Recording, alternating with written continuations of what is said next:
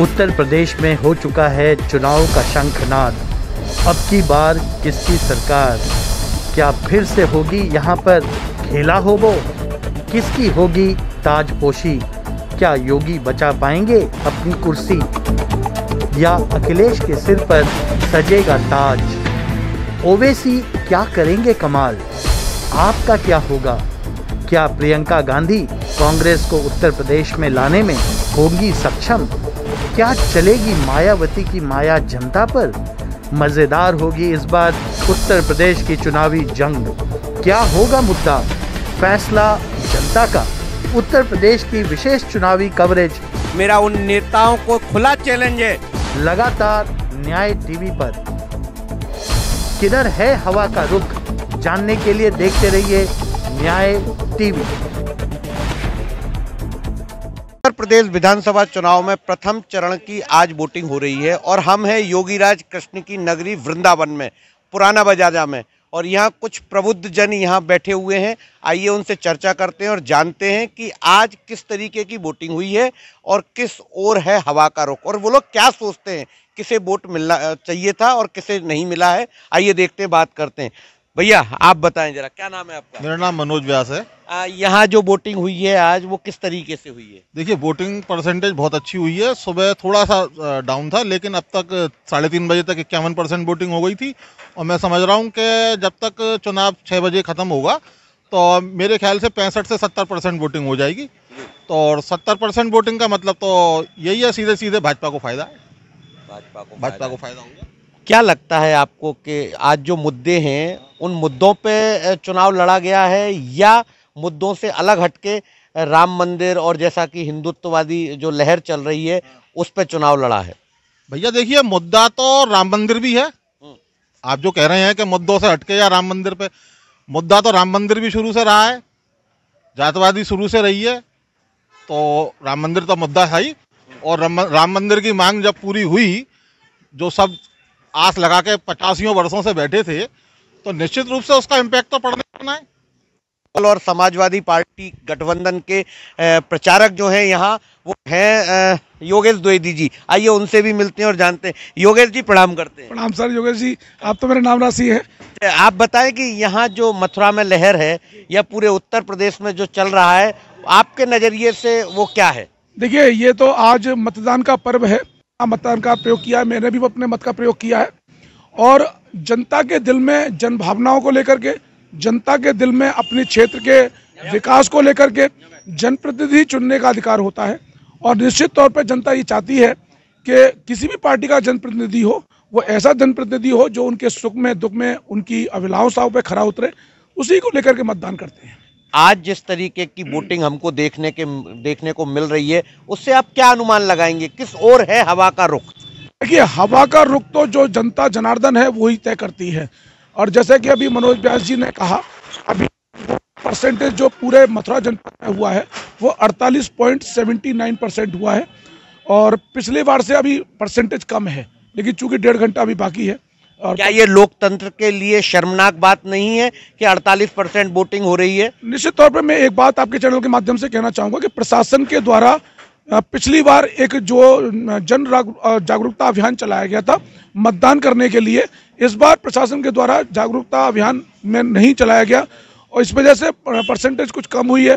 कुछ जनता पब्लिक से नाराज है, प्रतिनिधि से नाराज है, उसको लेकर के भी नहीं निकली है। लेकिन मैं तो आपके चैनल के माध्यम से कहूंगा कि आप किसी भी पार्टी को वोट दें, पर मतदान करने के लिए अवश्य जाएं, चाहे आप नोटा का बटन दबाने जाएं, क्योंकि सरकार ने और चुनाव आयोग ने जो भी जनप्रतिनिधि आपके बीच में भेजे हैं उसकी परसेंटेज को उसको आके और वोट करें। मैं तो ये। चलिए, हमारे साथ अभी एक और सज्जन जुड़ गए हैं, आलोक शर्मा जी। आलोक जी, आप बताएं, आप किस नजरिए से देखते हैं उत्तर प्रदेश विधानसभा चुनाव के प्रथम चरण को?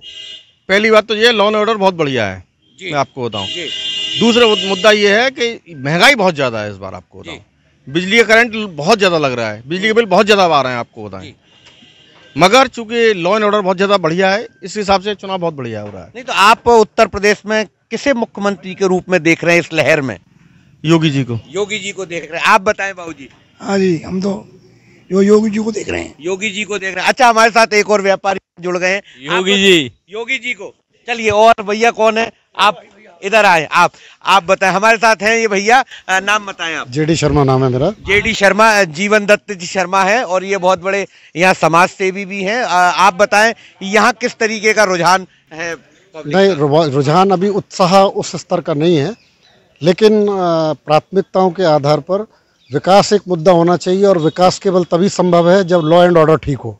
तो यहाँ की जनता का जो प्राथमिक मुद्दा है वो लॉ एंड ऑर्डर है, विकास भी है। जहाँ तक महंगाई का सवाल है, महंगाई इस समय एक अंतर्राष्ट्रीय विषय है, वो केवल लोकल मुद्दा नहीं है। तीसरा, यहाँ पर जो बिजली की सप्लाई की जो निरंतरता है वो एक प्लस पॉइंट है। इसके अलावा भी बहुत सारी संभावनाएं हैं, जनता की बहुत सारी आकांक्षाएं हैं जिन पर स्थानीय प्रतिनिधियों ने मेरे ख्याल से इस बार आत्मचिंतन किया होगा और मैं समझता हूं भविष्य में उनके द्वारा अगर कोई कहीं पर कमी रह गई है तो उनको जनता की इच्छाओं पे, आकांक्षाओं पर वो खरे उतरेंगे। और इसके साथ में लोकतंत्र के इस महान पर्व पर वोटिंग परसेंटेज जितना अच्छा रहे, वो एक स्वस्थ लोकतंत्र। वोटिंग परसेंटेज हमारे यहाँ नियर अबाउट 50% के आसपास है, तो क्या ये लोकतंत्र के लिए अच्छी बात है? नहीं, लोकतंत्र की नहीं, ये जागरूकता की बात है जी। नहीं, बहुत से मतदाता हमको ऐसे भी मिले जिनके लिस्ट में नाम ही नहीं है, तो ये बीएलओ की कमी रही है या प्रशासन की कमी रही है, ये आप मुझे बताएं। नहीं, ये अगर कहीं पर कोई मतदाता है और मतदान करना चाहता है और अगर उसके पास में समुचित पर्ची नहीं पहुंच पा रही है तो कहीं ना कहीं सिस्टम के बीच में गैप दिखाई देता है। और ये भी प्रशासन के लिए भी, प्रशासन को समझना चाहिए कि अगर इस प्रकार की व्यवस्थाएं हो रही हैं तो भविष्य में इस प्रकार जो चीज़ों को, मतदान को बढ़ाया जा सके, चाहे जागरूकता के माध्यम से, चाहे किसी और माध्यम से। ये संवैधानिक दायित्व है हम सब लोगों का और प्रशासन का मुख्य रूप से कि वोट जो है बड़े और प्रचुर मात्रा में पड़े। जी, हमारे साथ बाबा जुड़ गए, संत हैं ये। आप बताएं महाराज जी, आपको। योगी मोदी जिंदाबाद। चलिए साहब, ये तो योगी मोदी के भक्त हैं, संत हैं। और हम एक और यहाँ व्यापारी हैं हमारे साथ में, कृष्ण मुरारी शर्मा। आइए इनसे मिलते हैं। कृष्ण मुरारी जी, आप किस रूप में देखते हैं इस समय देखिए, उत्तर प्रदेश विधानसभा के चुनावों को? शासनिक और प्रशासनिक जो व्यवस्था है उससे काफ़ी संतुष्ट है, पब्लिक भी संतुष्ट है, हम लोग भी काफ़ी संतुष्ट हैं। लेकिन एक जो विकास का मुद्दा भी एक इनको बहुत सर चढ़ के बोल रहा है, उसके आधार पे भी हम लोगों ने यहाँ पूरा मतदान बीजेपी के फेवर में किया है।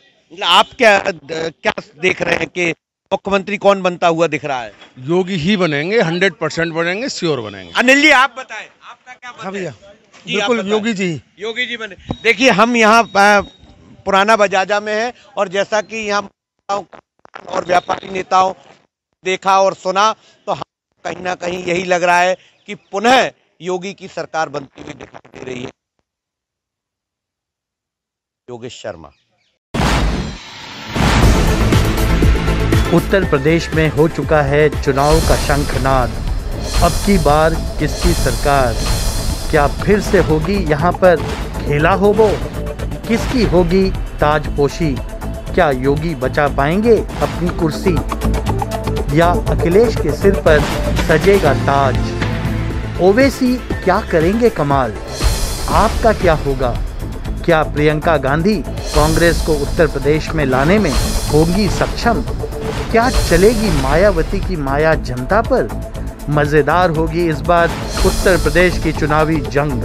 क्या होगा मुद्दा? फैसला जनता का। उत्तर प्रदेश की विशेष चुनावी कवरेज मेरा उन नेताओं को खुला चैलेंज है, लगातार न्याय टीवी पर। किधर है हवा का रुख? जानने के लिए देखते रहिए न्याय टीवी।